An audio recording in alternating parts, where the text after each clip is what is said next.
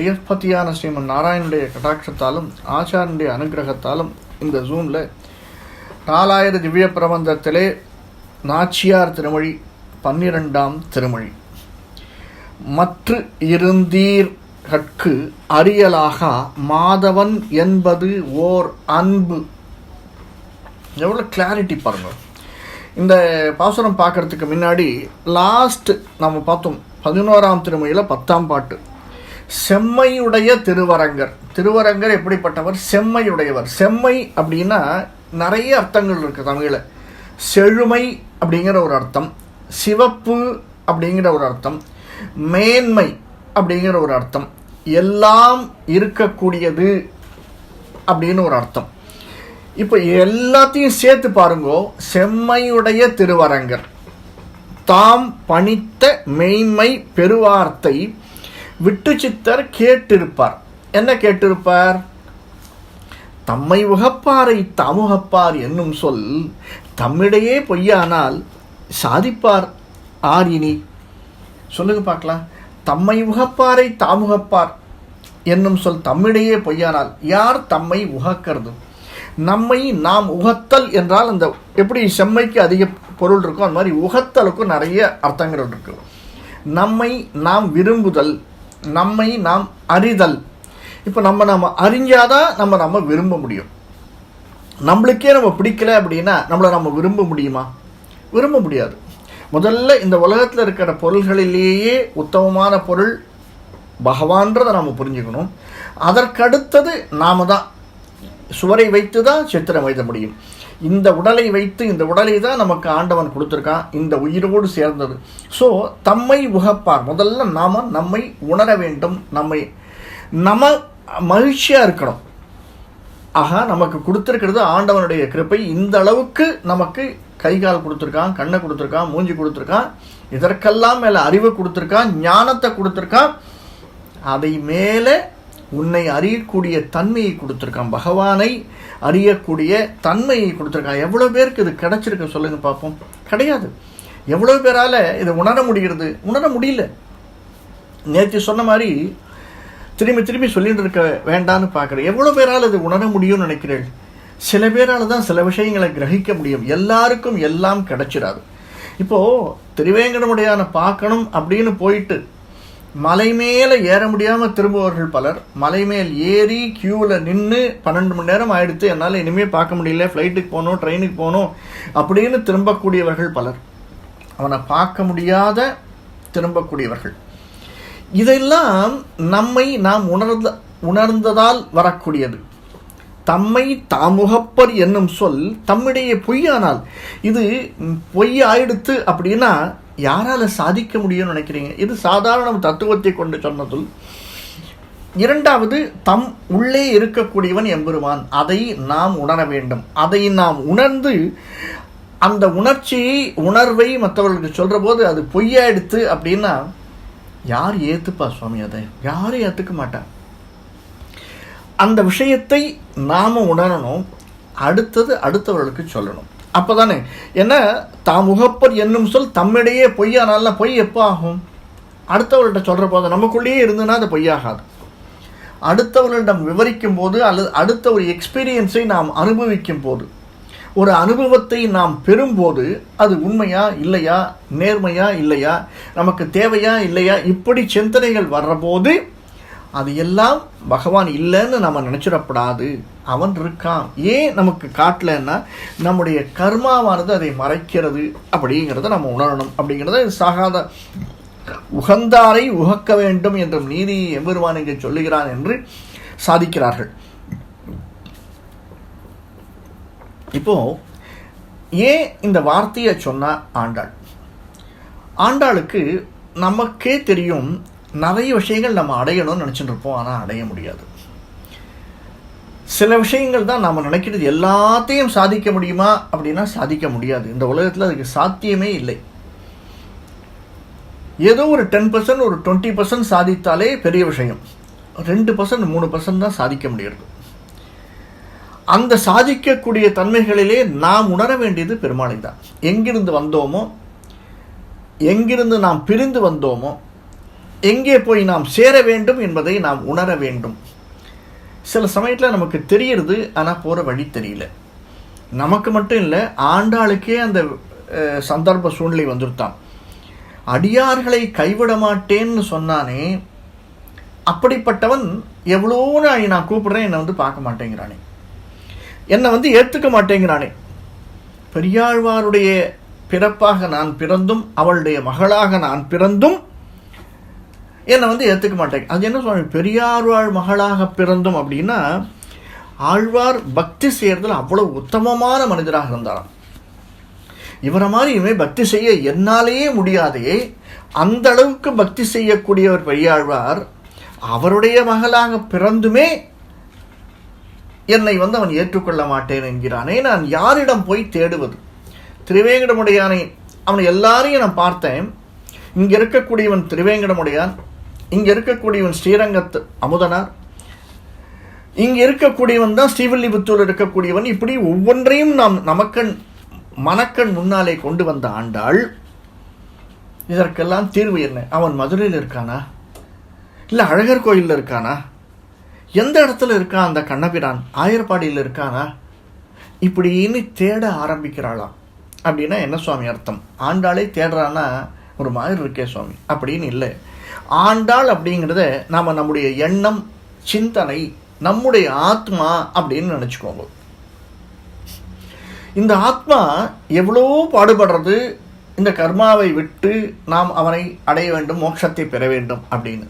அப்படி இருந்துமே வழி தெரியவே இல்லையே. இதற்கு யார் வழிகாட்டுவார்? எந்த ஆச்சாரியன் நமக்கு வழிகாட்டுவார்? ஆச்சாரியனாக இருந்தாலுமே ஒரு வேவ் லென்த் ஒத்து போகணும். நீங்கள் பார்த்துருக்கலாம், இவர் ஸ்ரீமத் ராமானுஜருக்கு பல ஆச்சாரியர்கள் இருந்தார். ஏன் பல ஆச்சாரியர்கள்? எல்லாருக்கும் எல்லா இடத்திலும் ஒத்து போயிடாது. ஒவ்வொரு இடத்துல ஒவ்வொரு கிரந்தங்களை அவர் பெற்றுக்கொண்டார், ஒவ்வொரு விதமான வழிகாட்டுதலை பெற்றுக்கொண்டார். ஆனால் அல்டிமேட்டாக கொடுக்கறதுக்குன்னு அந்த கனெக்டிவிட்டி யார்கிட்ட வரும்? அதைத்தான் தேடி அலைந்தார். அந்த மாதிரியாக இந்த ஆத்மாவானது தேடி அலைந்து கொண்டிருக்கிறது. அதற்கு எப்போது தீர்வு அப்படிங்கிறது சொல்கிறார். மருந்து மற்று இருந்தீர்கட்கு அறியலாக மாதவன் என்பது ஓர் அன்பு. நேத்தி தான் பார்த்தோம். நேத்தி நாம் பார்த்ததில் முக்கியமானது ஏழுமலையானுடைய இந்த 108 திவ்யதேசங்களிலேயே உத்தமமான திவ்யதேசங்களில் ஒன்றாக விளங்கக்கூடியது அப்படின்னு ஸ்ரீரங்க மங்களநிதிம் மங்களமணியும் கருணாதிவாசம் ஸ்ரீ வேங்கடாத்ரி சிகராலய காளமேகம், அந்த உன்னதமாக விளங்கக்கூடிய திருமலை, அந்த திருமலையை பற்றி பார்த்தோம். இந்த திருமலையை பற்றி விசேஷங்களை தான் பார்த்தோம். மொழியே ஒரு சில வார்த்தைகள் பார்த்துட்டு நாம் போகலாம். ஏன்னா அந்த அன்பு அப்படிங்கிறது, அந்த சௌலபியம் சௌசீல்யம் கொண்டவன் அப்படிங்கிறத இன்னைக்கு ரொம்ப அழகாக ஆழ்வார் எப்படி சொன்னார் அப்படிங்கிறத பார்த்தோம். அந்த கதைகள் பார்த்தோம். பகவான் ஒரு பக்கம் தேடுறான், பிராட்டி ஒரு பக்கம் தேடிட்டு இருக்கா. எதற்காக தேடுறா, யாருக்காக தேடுறா? ஒரு 2 வாரத்துக்கு முன்னாடி பார்த்தோம் ஸ்ரீமன் நாராயணியத்தில், பக்தர்கள் இல்லை என்றால் பகவான் இல்லை. பகவான் யாருக்காக இருக்கான்? பக்தர்களுக்காகத்தான் இருக்கான். இந்த பக்தர்கள் இல்லைன்னு வச்சுக்கோங்களேன், பகவான் எங்க? ஸோ பக்தர்களை தேடி பகவான் வருகிறான். ஆனால் அந்த பகவானை தேடும் எண்ணத்தை நமக்கு தந்து கொண்டே இருக்கிறான். இப்போ திருமலைக்கு போகிறோம். திருப்பதியில் கீழே கோவிந்தராஜன் சன்னதின்னு இருக்கு. அந்த கோவிந்தராஜன் சன்னதி திரேதாயுகத்தில் குஜத்வஜர் என்ற மாமுனிவர், இந்த குஜத்வஜர்னு மாமுனிவர் அப்படின்னு சொல்லச்சு அவருடைய பெண்ணாக வேதவதி அந்த கதையை பார்த்தோம். குஜத்வஜரை வேறு இடத்துல சொல்லலாம். ஏன்னா ராமாயணத்தில் வரக்கூடியதில் குஜத்வஜர் ஸ்ரீதத்வஜர் 2 பேரும் ஜனகன் அப்படின்றது பேர் அவளுக்கு, தன்னுடைய தம்பியாக விளங்கக்கூடியவர். ஸ்ரீதரத்வஜர் குஜத்வஜர்னு அவளுக்கு பேர். அந்த ஒவ்வொரு காலகட்டத்திலையும் திரும்ப திரும்ப பேர் வருதுங்கிறதுனால அவர் இவர்னு சொல்லிக்கவும் முடியாது. இப்படி தன்னுடைய திருவேங்கடமுடையானிடத்திலே சிதம்பரத்திலே இருக்கக்கூடிய பெருவாளை காண வேண்டும் அப்படின்னுட்டு ஆழ்வாராதிகள் அங்கே ஏழை பண்ணினான். அப்படிங்கிறதுனால கீழ திருப்பதியில் நாம் பெருமாளை சேவிக்கிறோம். சேவிச்சுட்டு போகச்சே தீர்த்தம் பார்க்குறோம். அந்த அந்த தீர்த்தத்திலே நீராடி, முதல்ல தீர்த்தம் ஸ்வர்ணமுகி ஆறு சுற்றி ஓடின்னு இருக்கு. எப்படி காவேரி கரையில் காவேரி எப்படி ஓடுமோ அந்த மாதிரி மலையிலிருந்து இறங்கி சுற்றி ஓடிக்கொண்டிருக்கிறது ஸ்வர்ணமுகி ஆறு. அதனுடைய அடுத்த கரையிலே ஒரு 6 கிலோமீட்டரில் இருக்கக்கூடியது தான் சிவனுடைய இருக்கை. அதை விடுத்து நம்ம மேலே போகணும் அப்படின்னா, ராமானுஜர் முட்டியாலேயே கால் படக்கூடாது அப்படின்னு மேலே போனார் அப்படின்னா நம்மளால முடியாது. மேலே போகச்சே பெருமாளை சேவிக்கணும். முதல்ல எப்பயுமே எல்லாரும் சொல்கிறது அது வராக க்ஷேத்திரம் அப்படிங்கிறதுனால வராக பெருமாளை சேவிக்கணும்னு. பல பேரால் முடியறதில்லை சுவாமி. ஏன்னா 11 மணிக்கு டிக்கெட் உள்ளே போகணும் அப்படின்னு நம்ம எங்கே அலைஞ்சி அலைஞ்சி அலைஞ்சி எந்த இடத்துல போய் நம்ம துவாரம் உள்ளே போய் சேரணும்னே தெரியாமல் ஓடிண்டே இருக்கும். அட்லீஸ்ட்டு நம்ம பெருமாளை சேவிச்சுட்டு வெளியில் வரச்சேவாது வரஹா பெருமானை கட்டாயம் சேவிக்க வேண்டும். அதை நாம் ஒரு தரம் இல்லை 2 தரம் இல்லைன்னா கட்டாயம் வராக பெருமானை சேவிக்கணும். சேவிக்காமல் வரவே கூடாது. உலகத்தில் நிறைய விஷயங்கள் இருக்குது. விஷயங்களை நம்ம புரிஞ்சுக்கிறது இல்லை. பெரியவா சொல்கிறதையும் நம்ம கேட்குறோம். ஆனாலும் மனது எடுத்துக்கிறது வழியே நமக்கு இருக்கக்கூடிய இந்த லௌகீகங்கள் சந்தர்ப்ப சூழ்நிலைகள் அதை நம்ம செய்ய முடியல. சாதாரணமாக இப்போ தினம் வாக்கிங் போனால் நல்லதுன்னு சொல்கிறா, எக்ஸசைஸ் பண்ணால் நல்லதுன்னு சொல்கிறா, நமக்கு தெரியுது. ஆனால் பண்ண முடியறது இல்லை. எல்லாமே நல்லா புரியுறது. அதெல்லாம் விளையக்கூடிய நன்மைகள் என்னன்னு தெரிஞ்சாலுமே நம்மளால் அதை ஏற்றுக்கொண்டாலுமே செய்ய முடியறதில்லை. சந்தர்ப்ப சூழ்நிலைகள் முடிகிறது. அந்த மாதிரி மேலே போகச்சே நம்ம பெருமாளை சேவிக்கணுங்கிறது முக்கியம். சேவித்தாலும் அந்த வராக பெருமானை சேவிக்க வேண்டும். அடுத்தது ஒரு 2 சந்தர்ப்பங்களிலாவது மேலே ஆகாசகங்கை அந்த போகிற வழியில் இருக்கக்கூடிய ஆஞ்சநேயருடைய சன்னதி, அதற்கு மேலே ஆகாசகங்கையிலே தீர்த்தமாடுதல் அப்படிங்கிறது ரொம்ப விசேஷம். அதற்கு மேலே இருக்கக்கூடிய பாப விநாசம், பாப்பத்தை எல்லாம் போக்கக்கூடியதாக இருக்கக்கூடியது பாப்ப விநாசம். ஏன்னா நம்மளால் இருக்கக்கூடிய நேற்று பார்த்தோம் கிட்டத்தட்ட ஒரு 8-9 தீர்த்தங்கள் இருக்குது அப்படின்னு. எல்லா தீர்த்தத்திலையும் எல்லா சமயத்திலையும் நம்மளால் நீராட முடியுமா அப்படிங்கிறது சந்தேகம்தான். ஒவ்வொரு தரம் அட்லீஸ்ட் ஒரு 2 தரம் 3 தரம் போச்சு, ஒரு தரமாவது இதையெல்லாம் செய்ய வேண்டும் என்ற எண்ணம் நமக்கு. ஏன்னா ஒன்று இதே ஆகாசங்க தான் பார்த்தோம். நம்ம மதுரைக்கு பக்கத்தில் இருக்கக்கூடிய அழகர் கோவிலில் இருக்கக்கூடியது அந்த கங்கை, அங்கேயும் ஒரு ஆகாச கங்கைன்னு இருக்குது அப்படின்னு. ஏன்னா மலையிலிருந்து விழக்கூடிய நீர் அப்படின்னா அது நிறைய மருத்துவ குணங்களை கொண்டதாக இருக்கிறது. அதனால தான் மருத்துவ குணங்கள், அதே தான் காவிரி நீர் வருது, மலையிலேருந்து வர்றது தான். ஆனாலும் அதனுடைய இம்பார்ட்டன்ஸ் குறைஞ்சி மண் தன்னுடைய தன்மையை இழுத்து கொள்கிறது. அப்படிங்கிறதுனால கொஞ்சம் கொஞ்சமாக அது குறைஞ்சிடுறது. ஆனால் மலையிலிருந்து இறங்கும் முன்பாக நாம் குளித்தோம்னா அதனுடைய வேல்யூவே அதிகமாக இருக்கும். அப்படிங்கிறதுனால இதை முடித்து விட்டு, என நவகிரகங்களும் பலவிதமான தேவர்களும் பெருமாளை அங்கே சேவிக்கிறா அப்படிங்கிறது அந்த உத்தமமான ஸ்தலத்திலே நாம் அறியக்கூடியது. சரி, பெருமாளை சேவித்தோம். அடுத்தது நம்ம யூஸ்வலாக சில பேர் என்ன செய்வாங்கன்னா, முதல்ல பத்மாவதி தாயாரை சேவிச்சுட்டு பெருமாளை சேவிக்கிறவா உண்டு. அது நம்முடைய அசௌகரியங்களை பொறுத்தது. இருந்தாலும் பத்மாவதி தாயாரை சேவிக்கிற போது நம்ம சுற்றி வரச்சே அந்த திருக்குள்ள புஷ்கரணி இருக்குது. அந்த புஷ்கரணியை பார்த்தோம். அந்த புஷ்கரணியை சுற்றி வரச்சே நமக்கு அங்கே சூரிய நாராயணன்னு பெருமாள் இருப்பார். அவசியம் அந்த சூரிய நாராயண பெருமாளை போய் சேவிச்சுட்டு வாங்கும். ரொம்ப ரொம்ப ரொம்ப அவசியம். அங்கே ஏதாவது கிடைக்கும் அப்படின்னா தாமரை புஷ்பத்தை ஒரு 4-5 தாமரை புஷ்பமாவது வாங்கின்னு போய் அர்ச்சனை செய்யறதுக்கு கொடுத்தோம்னா ரொம்ப விசேஷமானது.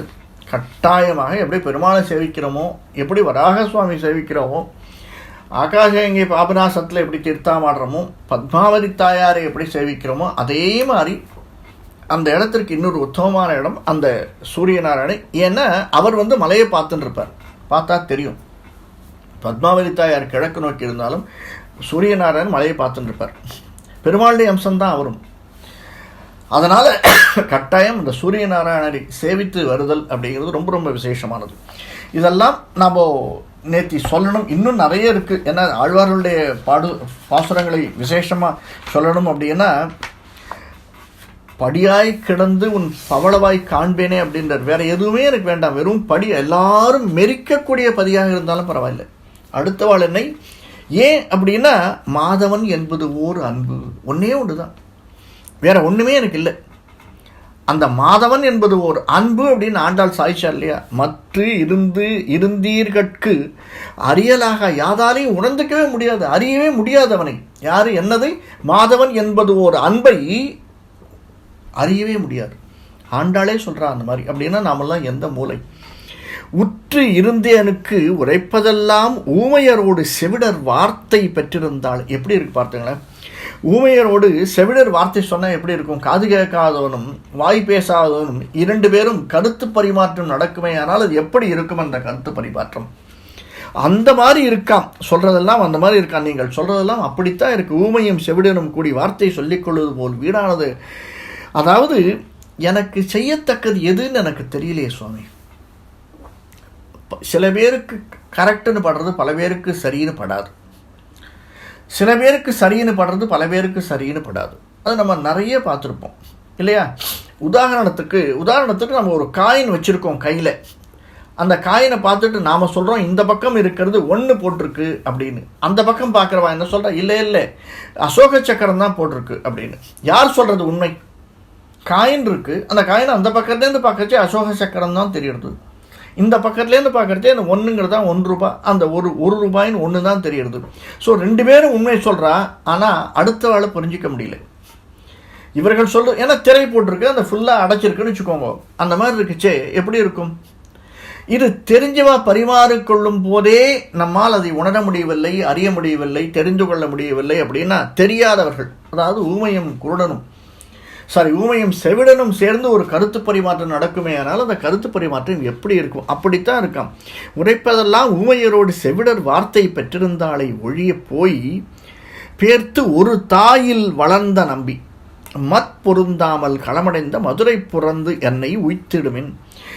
அதாவது வருந்தி பெற்ற தாயான தேவகியை வெற்றொழித்து வேறொரு தாயாகி யசோதையின் வீட்டிலே வளர்ந்தவன். இது ஒரு பெரிய என்னதான் கதை சொல்லுவா. அதாவது யசோதை இப்போ நம்ம கூட பார்த்தோம், நேர்த்தி பார்த்தோம்னு நினைக்கிறேன். யசோதை இந்த திருமலையில் யசோதையினுடைய கதையும் வந்தது. யசோதை எப்படி வந்தாள் அப்படின்னு, என்னவா இருந்தாள் அப்படின்னு பார்த்தோம். ஏன்னா யசோதைக்கு ஒரு வருத்தம், தான் வயிற்றில் பிறந்தவன் அப்படின்னு நினச்சிட்டு இருக்கா. ஆனால் தன் வயிற்றில் பிறக்கலைன்று பின்னாடி உணர்ந்துடுறார். இருந்தாலுமே ரொம்ப இளமை பருவத்தில் தான் யசோதை கிருஷ்ணனை அனுபவித்திருக்கா. அதற்கப்புறம் அனுபவிக்க முடியல. அது கூட இல்லை தேவகிக்கு, அது வேற விஷயம். இப்படி ஓரிடத்தில் பிறந்து ஒருத்தி மகனாய் பிறந்து ஓரிடத்திலே ஒருத்தி மகனாய் ஒளித்து வளர அப்படின்னு சாதிக்கக்கூடிய ஆண்டாள் சொல்றா. ஏன் அப்படின்னு நம்மளால புரிஞ்சிக்கவே முடியல. அவனுக்கு மட்டும்தான் தெரியக்கூடியது. மல்யுத்த பூமியிலே மல்லர்கள் வந்து சேரும் முன்பே தான் முற்பாடனாய் போய் சேர்ந்திருப்பானுமாறு கண்ணபிரான் அப்படின்னு சாதிக்கிறார். அப்படிப்பட்டதொரு மதுரை மாநகரத்திலே, அது வடமதுரை மைந்தனை அப்படின்னு சாதிக்கிற மாதிரி, அந்த மதுரைக்கு என்னை அழைச்சின்னு போ. நான் இங்கே ஸ்ரீவில்லிபுத்தூரில் இருக்கேன். நான் திருவரங்க பெருமானை சேவிக்கணும், திருமலை நாதனை சேவிக்கணும், கண்ணபிரானை அடையணும். நான் எவ்வளோ அலைஞ்சி தெரிஞ்சு எவ்வளோ பார்த்துட்டேன். என்னால் முடித்த வரைக்கும் பிரயத்தனம் பண்ணி பார்த்துட்டேன் இல்லையா? நம்ம அடிக்கடி சொல்கிறது தானே, எவ்வளோ பிரயத்தனம் பண்ணோம் சுவாமி, நடக்க மாட்டேங்கிறது, கிடைக்க மாட்டேங்கிறது. நாமளும் தான் பிரயத்தனம் பண்ணுறோம், எவ்வளோ பிரயத்தனம் பண்ணுறோம், நடக்க மாட்டேங்கிறது. அதனால் அந்த பிரயத்தனத்தை விட்டுருணுமா? விடக்கூடாது. இறுதி வரை போராடுவோம் அப்படின்னு. கடைசி வரைக்கும் விடக்கூடாது. எப்போ நம்மளுக்கு லாபம் கிடைக்கும்னு சொல்ல முடியாது, எப்போ பெருமாளுடைய அனுகிரகம் கிடைக்கும்னு சொல்ல முடியாது. எவ்வளவு பிறவிகள் எடுத்து இந்த ஜென்மத்தை நாம் எடுத்திருக்கோம். அரிது மானிடர் ஆதல் எடுது. மானிடராயினும் கூன் குருடு செவிடு பேடு நீங்கி பிறத்தல் எடுது. அதான் சொல்றார், செவிடு பேடு. கூன் குருடு செவிடு பேடு, அதுல 2 மட்டும் ஆண்டாள் எடுத்துக்கிறா. ஊமையோடு செவிடர். ஞானமும் கல்வியும் நயத்தல் அரிது. எல்லாருக்கும் கிடைக்காது. சந்தர்ப்பம் அப்படிங்கிறது எல்லாருக்கும் கிடைக்காது. காதுல தானே உயருது, கேட்கத்தானே போறோம் பல விஷயங்கள். நாம எடுத்துக்கிறதும் எடுத்துக்காததும் அடுத்த விஷயம். கேட்டு வச்சிருவோமே. ஞானமும் கல்வியும் நயத்தல் எடுது. ஞானமும் கல்வியும் நயந்த காலையும் தானமும் தவமும் தான் செய்வதற்கு. தானம் தவம் 2 பண்ணுறது ரொம்ப கஷ்டம். ஆனால் இதற்கெல்லாம் மேலாக நாம் செய்யக்கூடியது என்ன? பக்தி. முடிந்தால் பிரபத்தி. கடைசியில் அந்த பக்தியை நாம் செய்வோமே, அப்படி செய்துமே பகவானை அடைவதற்கு அவனாலே பேறு பெற்று அப்படின்னு இப்படி புறந்தள்ளக்கூடாது அப்படின்னு ஆண்டாளே சாதிக்கிறா. அப்படின்னா உய்த்திடுதல் கொண்டு சேர்க்கை பிழைக்கவும் செய்யும் என் என்னரோ. எனக்கு புரியவே இல்லை. நான் இவ்வளோ தூரம் உன்னை சேவிக்கிறேன், 108 தரம் பிரதட்சிணம் பண்ணுறேன், நடக்க மாட்டேங்கிறது. சரி, நான் இந்த இடத்துல தான் பண்ணல, நீ இருக்கிற இடம் சொல்லு, நான் அங்கேயாவது வந்து பண்ணுறேன். ஆண்டாளே அந்த லெவலுக்கு வந்துட்டா. அடுத்த பாசுரம் பாருங்க. நாணி இனியோர் கருமம் இல்லை. கொஞ்சம் கொஞ்சம் வெட்கப்பட்டு, நாணுதல் அப்படின்னா வெட்கப்படுதல். இனிமேல் கொஞ்சம் இறங்கியாச்சு, அதுக்கப்புறம் என்ன வெட்கம் இல்லையா? சான் போனால் என்ன, முழம் போனால் என்னன்னு சொல்லுவா இல்லையா பெரியவா? அந்த மாதிரி இறங்கியாச்சு, இனிமே அதில் வெட்கப்பட்டு பிரயோஜனமே இல்லை. நாள் அயலாரும் அறிந்து ஒழிந்தார். நாள் அயலாரும் அழிந்து ஒழிந்தார். பாணியாது என்னை மருந்து செய்து பண்டு பண்டாக்க உறுதிராகில் மாணி உருவாய் உலகளந்த மாயனை காணில் தலைமறியும் ஆணையால் நீர் என்னை காக்க வேண்டில் ஆயர்பாடிக்கே என்னை உய்த்திடுமே. எவ்வளோ எந்த சென்டென்ஸ் வைக்கிறா பாருங்க. நீர் என்னை காக்க வேண்டில் அப்படிங்கிறா. இந்த சந்தர்ப்பம்லாம் சொல்லவே கூடாது, சாக்கு போக்கெல்லாம் சொல்லக்கூடாது. நீர் தான் என்னை காக்க வேண்டும், நீர் என்னை காப்பீராகில் நான் ஆயர்பாடிக்கு வரேன், என்னை திருவாயர்பாடியிலே கொண்டு சேர்த்து விடுங்கள் அப்படிங்கிறார். வாமனனாகி திருவிக்கிரமனாக இந்த உலகளந்த பெருமானை சேவிக்க பெற்றால் தலைமடங்காம். வெட்கப்பட்டு வெட்கப்பட்டு இவளுக்கு உயிர் வாழ்வில் ஆசை இல்லையோ? பண்டு பண்டாக்க உறுதிராகில் அப்படின்னா 2 பண்டு. காளையது காளை, அதாவது நாகம் அப்படின்னா வித்தியாசமாக இருக்குமா. நாகம்னா பாம்பு, நாகம்னா மலை, நாகம்னா யானை, அந்த மாதிரி நாகமது நாகமுறை அப்படின்னு கம்மன் சாதிக்கிற மாதிரி பண்டு அப்படின்னா இந்த பிரிவு நிலை. 2வது பண்டுக்கு நாயகனை பற்றி அறியாமல் இருக்கக்கூடிய நிலை.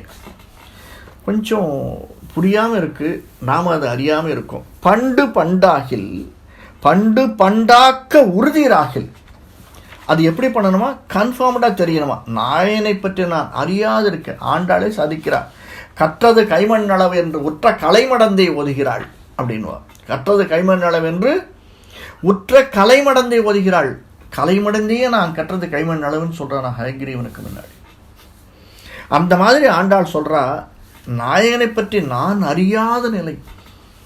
நான் தினம் வேண்டின்னு இருக்கேன் அவனை, எங்கள் அப்பா தினம் பார்த்துட்டு இருக்கா, ஆனாலும் என்கிட்ட விளையாட்டு காட்டிட்டு இருக்கா அவன். என்னால் அந்த கண்விநிலை இருந்தும் என்னால் மாற முடியல. மெலிவு, அதாவது இந்த பாசுரங்களை ஆரம்பிக்கிறதுக்கு முன்னாடியே நாம் பார்த்தோம். உடல் மெலிதல், அதாவது தலைவன் தலைவியிடம் சேருமா போலே சொல்லிவிட்டு பிரிந்து சென்றானே, ஆனால் அந்த தலைவி அவனை நினைத்து நினைத்து சரியாக சாப்பிடாமல் சரியாக உறங்காமல் தன்னை வருத்தி கொள்வதால் உடல் மெலிந்து விடுகிறது. நான் அப்படி உடல் மெலிந்து நிற்கின்றேனே அப்படின்னு சாதிக்கிறார். தலைவனை பகவானை நான் நினைத்து நினைத்து அதற்கும் முற்பட்ட கன்னிய நிலையில் எனக்கு இருந்த பொலிவும் மறுபடியும் உண்டாக்க வேண்டும் என்று நினைத்தீராகில் என்னை வந்து அடைவேன். எப்படி பாருங்கள் ஆண்டாளுக்கு இருக்கிற.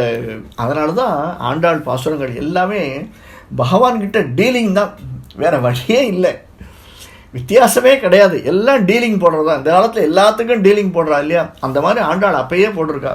நீ இதை பண்ணினா இதை பண்ணு, இதை பண்ணு, அதை பண்ணலைன்னா இது செய்யாது. நான் உனக்காகத்தான் இருக்கேன், நீ எங்கே போயிட்டே இருக்க? நான் உன்னைத்தான் தேடி பின்னாடி வந்துட்டே இருக்கேன், நீ ஓடிண்டே இருக்கியே கிருஷ்ணா. யசோதை சொல்கிற மாதிரி இவ சொல்கிறா, நான் உன்னை எவ்வளோ தூரம் துரத்துறது, எவ்வளோ பெரிய கயிறு கட்டினாலும் என்னால் முடியலையே. பெரியார் வாழ்த்தினவங்களில் பார்த்தோம் இல்லையா? கயிறு கட்ட கட்ட கட்ட குறைந்து கொண்டே வருகிறது. நானும் முடிச்சு போட்டு பார்க்குறேன், ஆனால் கயிறு முடியல. என்ன அர்த்தம்? இந்த கர்மா தொலையணும்னு நானும் பலவிதமான பிரயத்தனங்கள் எடுத்துட்டே இருக்கேன், ஆனால் அந்த கர்மா தொலைய மாட்டேங்கிறது. எப்போ அந்த கயிறு சேரும், எப்பொழுது நான் உன்னை வந்து அடைவேன் அப்படின்னு பெரியாழ்வாரே பெருமாள்கிட்ட பிரார்த்திக்கிற போது, உன்னையனால் அடைய முடியவில்லையே என்று ஆண்டாள் ஏங்குகிற போது, நாமெல்லாம் எம்மாத்திரம், தந்தையும் தாயும் உற்றாரும் நிற்க தனி வழி போயினாள். எல்லாரும் நின்றுருக்கா, ஆனால் இவன் மட்டும் தனியாக போயிட்டு இருக்காளேன்னு மற்றவா சொல்லுவாளாம். எப்படி? தந்தையும் தாயும் உற்றாரும் நிற்க தனி வழி போயினாள் என்னும் சொல் வந்த பின்பு பழிகாப்பு அரிது மாயவன் வந்து உருக்காட்டுகின்றான். கொந்தளமாக்கி பறக்கழித்து குறும்பு செய்வானோர் மகனை பெற்ற நந்தகோபாலன் கடைத்தலைக்கே நள்ளிருட்கண் என்னை உய்த்திடுவன். அதாவது அப்படின்னா என்ன அர்த்தம்? தந்தையும் தாயும் உற்றாரும் தனி நிற்க தனி வழி போயினாள். எல்லாரும் நமக்கு வழிகாட்டுறா சுவாமி. முதல்ல மாதா பிதா குரு தெய்வம் எல்லாரும் வழிகாட்டினாலும் ஏன் இது நடக்க மாட்டேன் என்கிறது? மாயவனை நான் ஏன் வந்து அடைய முடியவில்லை அந்த மாதவனை அப்படின்னா என்னுடைய கர்மா என்னை தடுக்கிறது. உருவெளிப்பாட்டாலே என் முன்னே தோன்றுகிறான் தூவலம் புரியுடைய திருமால் தூய வாயில் குழல் ஓசை வழியே கோவலச் சிறுமியர் குதூகலிப்ப அப்படின்னு சாதிக்கிறாராம் பெரியாழ்வார். அந்த மாதிரி என்னால் ஆச்சரியமான செயல்கள் இருக்கு. கண்ணபிரானுடைய செயல்கள்லாம் எதிரே வந்து தன் வடிவழகனை காட்டி நிற்கக்கூடிய கண்ணபிரான் என்னை ஏற்றுக்கொள்ள மாட்டேன் என்கிறானே. அங்கை தலத்திடை ஆழி கொண்டான். யாரவன்? அங்கை தலத்திடை ஆழி கொண்டான். அவன் முகத்தன்றி விழியன். அவன் கையில் சக்கரத்தோட நிற்கிறவன். நான் அவன் மூஞ்சில முழிக்க மாட்டேன் சொல்லுவான் இல்லையா? நமக்கு மனத்திடம் வந்துடுச்சுன்னா இனிமே நான் வந்து நாளையிலேருந்து நான் கிட்டத்தட்ட 5 வருஷமாக பெருமாளை வேண்டின்னு இருக்கேன். 108 திவ்யதேசத்தில் கிட்டத்தட்ட 98 திவ்யதேசம் செவித்தாச்சு. இதற்கு மேலே அவன் தான் வந்து என்னை ஏற்றுக்கணும். நான் இனிமேல் அவங்ககிட்ட போகிறதா இல்லை சுவாமி. போகிறோம் அப்படின்னு நமக்கு நாமே ஒரு பிம்பத்தை கிரியேட் பண்ணிக்கிறோம் இல்லையா? அதை ஆண்டாள் சொல்கிறா, ஆழி கொண்டான் அவன் முகத்தில் விழியன். இனிமேல் நான் அவங்ககிட்ட போய் பேச மாட்டேன், அவன் முகத்தில் முழிக்க மாட்டேன் என்று செங்கச்சு கொண்டு கண்ணாடை அர்த்து சிறு மானிடவரை காணில் நானும் கொங்கை தலைமையை நோக்கி காணியர் கோவிந்தனுக்கல்லால் வாயில் போகா இங்குத்தை வாழ்வை ஒழியவே போய் யமுனை கரையென்னை உய்த்திடுவேன். யமுனை கரையே நீயாவது சொல்லு. நான் திடம் வந்து வந்து வந்து வந்து போயிட்டு இருக்கேன். நீராடி தீர்த்தம் ஆடிட்டு பக்கத்திலே யமுனை கரையிலே இருக்கக்கூடிய கோயிலிலே இருக்கக்கூடிய பெருமானை தினந்தோறும் வந்து சேவித்து கொண்டு போகின்றேன். கிருஷ்ணா, கோவிந்தா, மாதவா. நானும் அங்கேருந்து உறையூர்லேருந்து ஆழ்வார் சாதிப்பார் இல்லையா? உறையூரில் தினம் இந்த பக்கம் வந்து பெருமாளை வந்து அந்த மகரிஷி தீர்த்தம் எடுத்துட்டு போகிறார். எனக்கு கிடைக்கல சுவாமி அவனுடைய தரிசனம். ஒரு செகண்டில் ஆழ்வாருக்கு என்னை தூக்கினுவான்னு சொன்னார். ஆளையே காண உள்ளே போயிட்டார். நானும் தினம் பெருமாளை பார்த்துட்டு இருக்கேன், திருவரங்க தமுதனை பார்த்துட்டே இருக்கேன். எனக்கு அந்த தரிசனம் கிடைக்கலையே, என்ன பண்ணுறது அப்படின்னு ஆழ்வார் சாதிக்கிறதுக்கு முன்னாடியே அதே மாதிரி ஆண்டாள் சாதிக்கிறார். ஆர்க்கும் என்னோய் இது அறியலாகாது அம்மனியின் துழதிப்படாதே கார்கடல் வண்ணன் என்பான் ஒருவன் கை கண்ட யோகம் தடவ தீரும். நீர்க்கரை நின்ற கடம்பை ஏறி காளிய நொச்சியில் நட்டம் பாய்ந்து போர்க்களமாக நிறுத்தம் செய்த பொய்கை கரைக்கண்ணை உய்த்திடுவன். எங்கே அழிச்சிருமோ அந்த இடத்துல எங்கே அவன் காளிங்க நர்த்தனம் ஆடினானோ. அதுவும் எப்படிப்பட்ட ஆட்டம் தெரியுமா சுவாமி? எல்லாரும் ஸ்டேஜில் ஆடுவா. ஒரு ஸ்டேஜ்னா கன்ஃபார்ம்டாக இருக்கும், அந்த ஸ்டேஜ் ஆடாது. அந்த இடத்துல நீங்கள் என்ன வேணாலும் தையத்தக்கன்னு ஆடலாம், எவ்வளோ வேணாலும் ஏறி குதிக்கலாம், ஸ்டேஜ் ஒன்றும் ஆகாது. ஸ்டேஜ் உங்களை கீழே தள்ளாது. நீங்களே தவறி கீழே விழுந்தாலன்று ஸ்டேஜ் உங்களை கீழே தள்ளாது. ஆனால் இந்த கிருஷ்ணன் என்ன தெரியுமா என்ன பண்ணினா இந்த போகிறதே இந்த காளிஞ்சின் அந்த நதியில் காளிங்கன்னு ஒருத்தர் இருந்தான், பாம்பு. அந்த பாம்பு எல்லாரையும் கடிச்சிருந்தது. ஏன்னா இங்கே கருடன் வரமாட்டான்னு ஒரு சாபம் அந்த பாம்புக்கு தெரியும். அதனால் இது எல்லாரையும் விஷத்தை பண்ணிட்டு கக்கின்னு இருந்தது. அதை எல்லாரும் பக்தர்கள்லாம் வந்து சொன்னால் அந்த காளிங்கனை அடக்கணும்னு பெருமாள் வந்தான். அதுவோ விஷத்தை கக்கிண்டே இருக்கு, ஆடிண்டே இருக்கு சுவாமி. அதன் மேலே ஏறி இவன் ஆடுறான் ஆட்டம். அப்படி ஆட்டமாக ஆடிய கண்ணனை நான் காண வேண்டி எங்கே வந்தேனே கிருஷ்ணா, எனக்கு நீ அருள் செய்ய மாட்டேங்கிறியே. கார்த்தன் முகிலும் கருவிளையும் காயா மலரும் கமல பூவும் ஈர்த்திடுகின்றன. எனக்கு எல்லாம் பார்க்கச்சு அழகாக இருக்குது. தாமரை புஷ்பம் ரொம்ப அழகாக இருக்குது, ரோஜாப்பூ அழகாக இருக்குது, வாசனையோடு இருக்கக்கூடிய மல்லிகை மொட்டு அப்படியே வாங்கிறது. இந்த பக்கத்தில் வெண்ணிலவு அப்படியே இளம் நிலவு மேலே எழுந்து வந்துட்டே இருக்குது. அப்படியே கீழே இருக்கக்கூடிய மலை முகட்டிலிருந்து நிலவு வருது. ஒரு பக்கம் குயிலினுடைய ஓசை கேட்டுக்கொண்டே இருக்கு, மயிலினுடைய அழகு என்னை வசீகரிக்கின்றது. பூவினுடைய மனம், குயிலின் ஓசை, மயிலின் அழகு, கருமுகிலின் ஈர்ப்பு, காயா மலரின் சாந்தம், இவையெல்லாம் வசீகரிக்கின்றன, ஈர்த்திருக்கின்றன. என்னை வந்துட்டு ரிஷிகேசன் பக்கல் போகே என்று வேர்த்து இதையெல்லாம் நான் இங்கேருந்து போனேன்னு வச்சுக்கோங்களேன், நிறைய டைவர்ஷன் இருக்கு சுவாமி. இதே தான் கார்த்தால உட்காந்து தியானம் பண்ணணும்னு சொன்னால் ஒன்றும் இல்லை, ஒரு 108 தரம் இந்த ஸ்லோகத்தை சொல்லுங்கன்னு சொல்லிடுறா. ஓம் தசரதாய வித்மகே சீதா வல்லபாய தேமகி தன்னோ ராம பிரச்சோதயாத். இதை 108 தரம் 108 நாள் சொல்லிட்டு வாங்கோ, மனசுலேருந்து கலக்கம் நீங்கும். 1008 நாள் சொல்லுங்கோ, 1,08 தடவை சொல்லி கோடி அர்ச்சனை, கோடி தடவை சொன்னேன்ல பகவான் ராமன் எதிர வந்துடுவான்னு சொல்கிறா. 108 தடவை இல்லை சுவாமி, என்னால் 10 தடவை சொல்கிறதுக்கே மனசு அலைஞ்சுட்டே இருக்கு, நிற்க மாட்டேங்கிறது. உண்மைதானே அது? ஏதாவது நம்மளால் மனசில் நிறுத்த முடியறதா? 2 லைன் தான் இருக்குது காயத்ரி, ராமபிரானுடைய காயத்ரி. ஆனாலும் என்னை வந்துட்டு ரிஷிகேசன் பக்கல் போக விடாமல் தடுக்கிறது இதெல்லாம். ஆண்டாளே இப்படி சொல்லச்சே காமியார்த்தத்தில் இருக்கிற நாமெல்லாம் எந்த மூலை சுவாமி இல்லையா? வேர்த்து பசித்து வயிற்று இசைந்து வேண்ட அடிசல் உண்ணும்போது இது என்று பார்த்திருந்து நெடுநோக்கு கொள்ளும் பத்த விலோசனத்து உய்த்திடுவேன். அங்கேருந்து வாசனை வருது, பக்கத்தாத்தில் உப்மா பண்ணுற வாசனை என்ன அப்படியே கம கம கமகமான இழுக்கிறது. என்ன பண்ணுறது? அது மட்டும் இல்லை, இங்கே இந்த பக்கத்தில் பார்த்தா பெருமாளுக்கு அர்ச்சனை பண்ணிட்டு இருக்கா. அவன் இன்னைக்குன்னு பார்த்து ஒரே செண்பக மலர் பூவாக பெருமாளுக்கு பண்ணிட்டு இருக்கா. அந்த செண்பக மலர் பூனுடைய வாசனை அப்படியே எனக்கு கம கம கமன்னு இழுக்கிறது. இதெல்லாம் மேலே ரொம்ப நாள் ஆச்சுன்னு நான் இன்னைக்கு கார்த்தால தான் யாரோ எனக்கு கொடுத்தா. நான் திருப்பதி போயிருந்தேன், இந்த லட்டு பிரசாதம் நீங்கள் சாப்பிடுங்கன்னு. இன்னும் அந்த நாக்கில் அந்த லட்டுனுடைய இது திச்சிச்சுட்டே இருக்குது. இப்படி எண்ணங்கள் எல்லாம் இதுலேயே இருக்கே. நான் எப்போ தான் வேர்த்து பசித்து வயிறு இசைந்து அப்படியே வயிறு டகடகடகான்றது 2 மணி நேரம் ஆயிடுத்து, சாப்பிட்டு சத்தம் போடுறது ஆரம்பிச்சுடுத்து. உண்ணும்போது இது என்று பார்த்து நெடுநோக்கு கொள்ளும் பத்த விலோசனத்து உய்ச்சிடுமின். இதெல்லாம் என்ன எங்கே போய் விட போகிறது? ரிஷிகேசனுடைய பக்கத்தில் என்ன அழிச்சுட்டு போகுமா?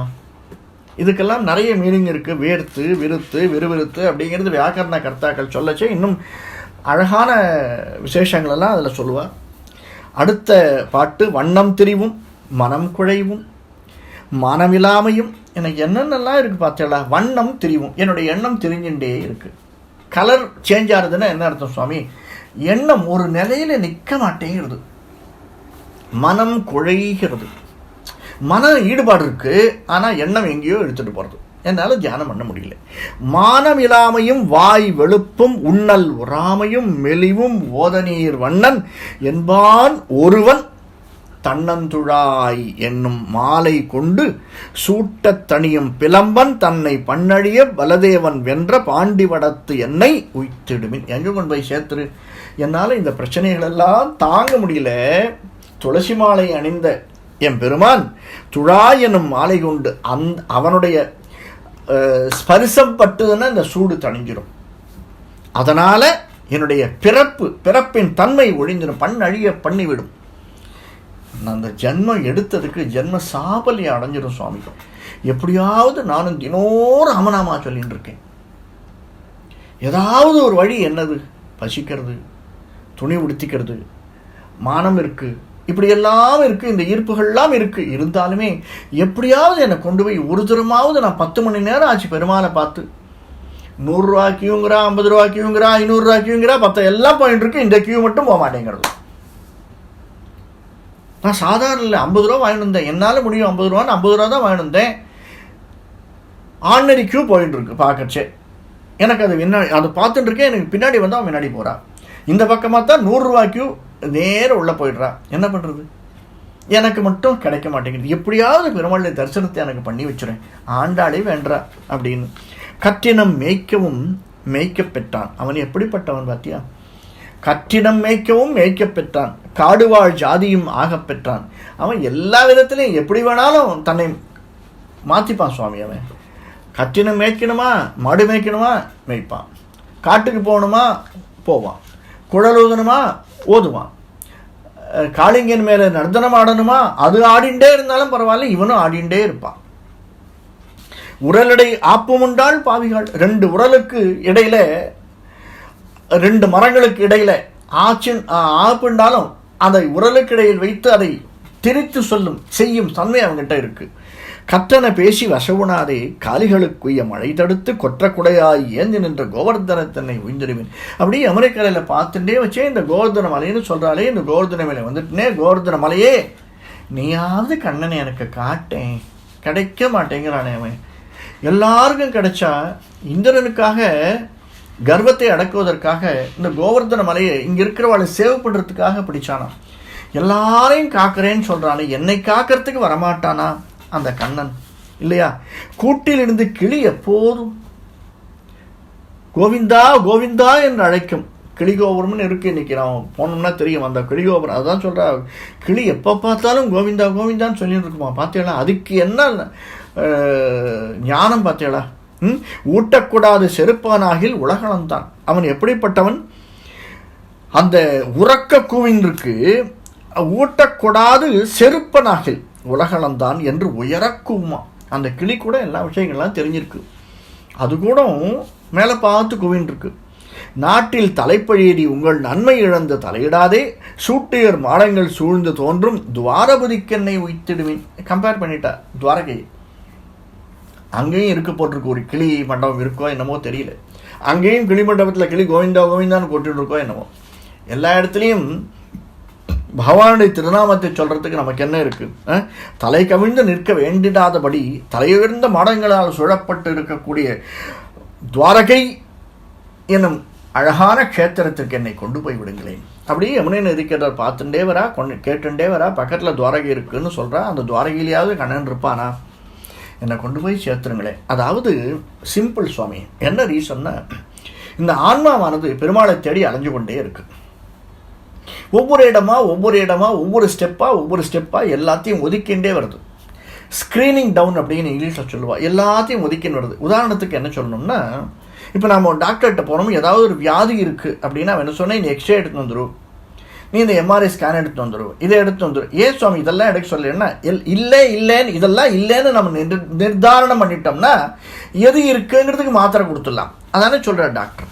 அந்த மாதிரி இவர் சொல்கிறா, ஒன்றுன்னா இங்கே இருப்பானான்னு மனம் ஏங்கின்றே இருக்கு. பகவானை நோக்கி இந்த டிராவல் இருக்கு இல்லையா, இந்த பயணம் அப்படிங்கிறது, இந்த ஆத்மாவனுடைய ஜீவாத்மாவனுடைய பயணம் பரமாத்மாவை எண்ணி ஒவ்வொரு இடத்தையா தாண்டி கொண்டிருக்கிறது அப்படிங்கிறா. மண்ணு மாமதுரை தொடக்கமாக வன் துவாரபதி தன்னளவு. மதுரையிலேருந்து கிளம்பி தென்மதுரையிலேருந்து வடமதுரை வந்து யமுனை நதிக்கரை வந்து துவாரகை வரைக்கும் வந்துட்டேன். தன்னை தமர் உய்த்து பெய்ய வேண்டி தாழ்கோளால் துணிந்த துணிவை. இவ்வளோ தூரம் வந்ததுக்கு ஒரு துணிவு இருக்கணும் இல்லையா? ஏன்னா நம்ம பிறக்குச்சே இந்த அறிவெல்லாம் இல்லை நமக்கு. பகவானை வேண்டணும்னு தோணலை, ஆச்சாரிய சம்பந்தம் ஏற்பட்டது, ஒரு பக்தின்னு ஒன்று நமக்குள்ளே வந்தது, பிரபத்தின்னு ஒன்று செய்ய வச்சது. அதனால் இந்த டிராவல் நம்ம பகவானை நோக்கி இந்த ஆத்மாவானது அவனை பார்த்து கொண்டிருக்கிறது. பொன்னியல் மாடம் பொலிந்து தோன்றும். அது எப்படி இருக்காம், அழகழகாக இருக்கக்கூடியது. பொன்னியல் மாடம் பொலிந்து தோன்றும், பளபளன்னு இருக்குமாம். எது புதுவையர்கோன் விட்டு சித்தன் கோதை இன்னிசையால் சொன்ன சொல் மாலை ஏத்த வல்லார்க்கு இடம். அந்த வைகுண்டம் அப்படிங்கிறது வல்லார்க்கு இடம் வைகுண்டமே. அந்த வைகுண்டம் எப்படியெல்லாம் இருக்கு அப்படின்னா, நம்முடைய கற்பனைக்கெல்லாம் மிஞ்சி நம்மை ஏற்றுக்கொள்ளக்கூடியதாக அந்த வைகுண்டம் இருக்கிறது. அந்த இடத்தை நோக்கி நாமும் பயணிப்போம் அப்படின்னு ஆண்டாள் உதாரணமாக சொல்றார். இதை கவிதார்க்கிக சிம்ஹாய கல்யாண குணசாலினே ஸ்ரீமதே வெங்கடேசாய வேதாந்த குரவே நமக.